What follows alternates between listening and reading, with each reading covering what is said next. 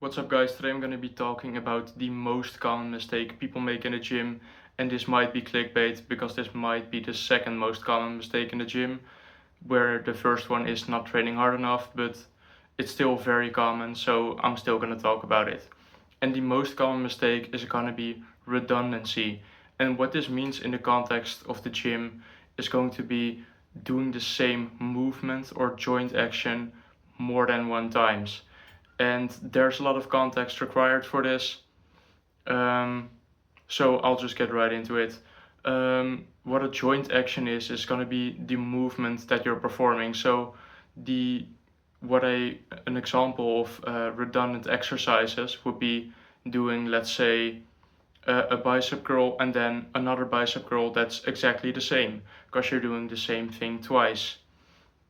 And the issue with that is that you're training the same muscle fibers, which isn't necessarily bad, because obviously, if you're doing two sets of, let's say, the same bicep curl, which would be one exercise, you're doing the same thing twice. You're training the same muscle fibers twice. And the reason this is not necessarily bad, or within context isn't bad, is because multiple sets are gonna give you more stimulus, even if it's to the same exact muscle fibers. And usually, or some nuance to this is that usually it's gonna be better to bias more muscle regions to train more muscle fibers, which is recommended if you want to do it. It does overcomplicate your training a bit, so if you want to keep it simple, that's not going to be a big issue, or you shouldn't pay too much attention to it. But that's what redundancy is in the gym context. And to give you some context to this, um, redundancy isn't necessarily bad because you're giving the same muscle fibers more stimulus. So it's more stimulus, so that must mean it's okay, right? Which is true as long as you can recover from it. But, or I should say, and the issue with redundancy is going to be the way people use it, because people don't just do two sets of a bicep curl. A lot of times people do sometimes even up to four exercises of the same exact bicep curl, which would all be with the same grip, the same resistance profiles. They're doing pretty much exactly the same thing over and over and over again for four exercises with all, sometimes even up to four sets per exercise. That means you're doing 16 sets for exactly the same muscle fiber, and that is where redundancy does become a big issue, which is also why some splits with lower frequency, for example the bro split, where on Monday you would have just your chest, people really do use, or they use a lot of exercises for the exact same muscle function, because your chest performs this function, or the middle portion of your chest does that. And if you're having a chest day, you're not gonna just do one exercise, of course, that wouldn't make sense. People do sometimes 5 exercises for their chest, and of those, 4 of them are going to be the exact same. So let's say you're doing, so your chest obviously moves your elbow closer to your body, right? That's called adduction or adduction. Um, and when you're doing a chest press with a flared grip, you see that you're just bringing your elbow closer to your body, right? Which is the same movement. And then if you're doing a fly, you're also doing the same exact movement. And then they take an incline Smith machine and they're doing pretty much the exact same thing again and again and again for, as I said, up to 4 exercises. People tend to do 4 of the same exercises for their biceps a lot too, which is where redundancy just becomes a big issue. You're wasting effort, you're wasting potential to recover. It's going to be harder to recover, of course.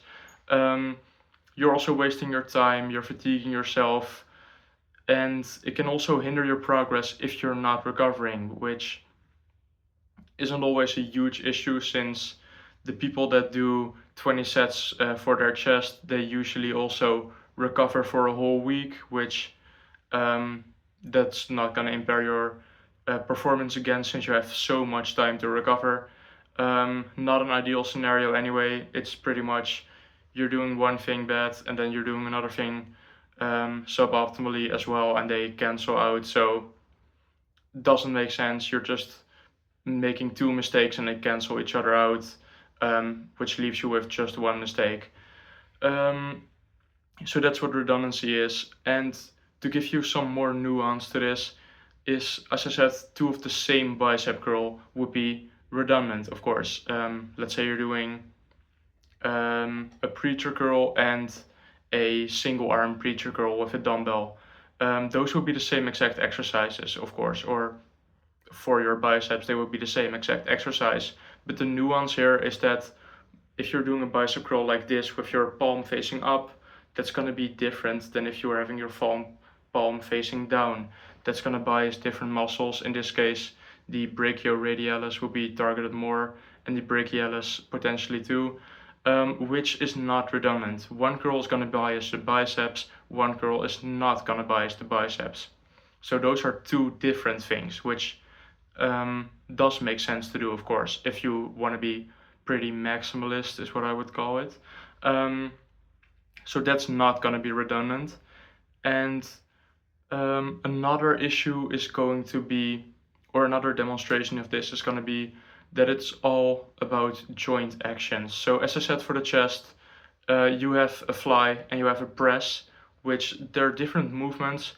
But if you're looking at the functions of your chest, all the functions your chest can do, they're gonna be exactly the same. Because you're in a press, you're doing this, of course, but your chest can perform elbow extension. Your triceps do elbow extension. So if you're looking at just your chest, you're doing the same exact thing here as here, because you're bringing your elbow closer to your body in both exercises, or closer to the front of your body.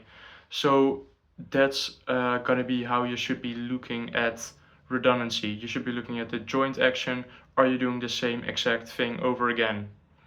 And to give you some more examples of what's not redundant is, let's say you're taking your chest, for example, right? Your mid-chest performs this motion of a deduction, but your upper chest would be trained better if you're doing shoulder flexion and a deduction. So if you're doing one exercise where you're targeting the mid-chest, one exercise where you're targeting the upper chest, that would not be redundant. You're just biasing your upper chest more. Different muscle fibers will get trained when you're doing that upper chest fly. You're going to target some more upper chest muscle fibers. So that would not be redundant. So that's pretty much it for this video. That's how you should be looking at redundancy. Try and find some redundant exercises in your own workout program if you have one. You can ask me some comments on examples of your own workout program, and I'll answer if they're redundant or not. But just look at your own workout program and ask yourself, are you doing the same movement multiple times over or with multiple exercises? And leave them in the comments, I'll answer them. Thanks for watching, and let me know if you have any questions or topics you want me to discuss in the next video. Bye.